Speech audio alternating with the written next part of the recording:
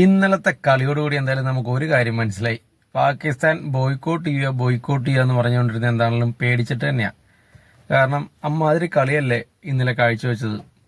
61 റൺസിനാണ് ഇന്നലെ തോറ്റെ. എന്നാൽ ഒരു മാന്യമായിട്ട് തോൽവി, ഒരു 5 റൺസിനൊക്കെ തോക്കുവാണെങ്കിൽ നമുക്ക് ഓക്കെ സമ്മതിക്കാം. ഇത് ഒരു ഫൈറ്റും കൊടുക്കാതെ ഫസ്റ്റ് ഓവർ തൊട്ട് ഗീവ് അപ്പ് കളിയായിരുന്നു. എന്നാൽ വരുന്നവർക്കൊന്ന് നോക്കി കളിച്ചൂടെ? ബാബർ അസമൊക്കെ ഞാൻ കരുതി കുറച്ച് ടച്ചൊക്കെ ചെയ്ത് നിന്ന് അത്യാവശ്യം ഒരു ഭേദപ്പെട്ട സ്കോറിലേക്ക് എത്തിക്കുമെന്ന് കരുതി.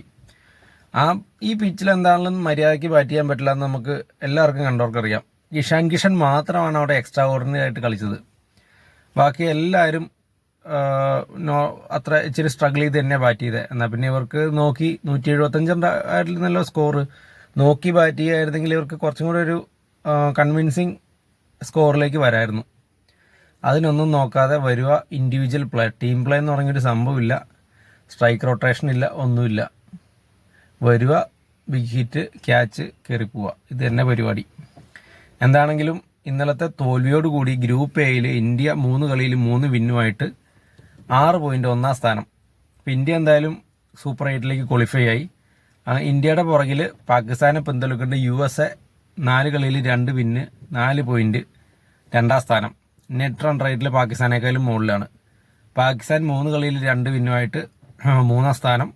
നെതർലൻഡ്സ് 3 കളിയിൽ 1 വിന്ന് 4ാം സ്ഥാനം. Last place Namibia. ഇനി പാകിസ്ഥാന് നമീബിയ ആയിട്ടൊരു മാച്ചുണ്ട്. അതിൽ എന്തായാലും പാകിസ്ഥാൻ തന്നെ ആയിരിക്കും ജയിക്കുക. അപ്പം US പിന്തള്ളി ഇന്ത്യക്ക് താഴെ 2ാം സ്ഥാനത്തിൽ പാകിസ്ഥാൻ എത്തും. അങ്ങനെ ഇന്ത്യയും പാകിസ്ഥാനും തന്നെ ആയിരിക്കും ഗ്രൂപ്പ് എ നിന്ന് ക്വാളിഫൈ ആവുക.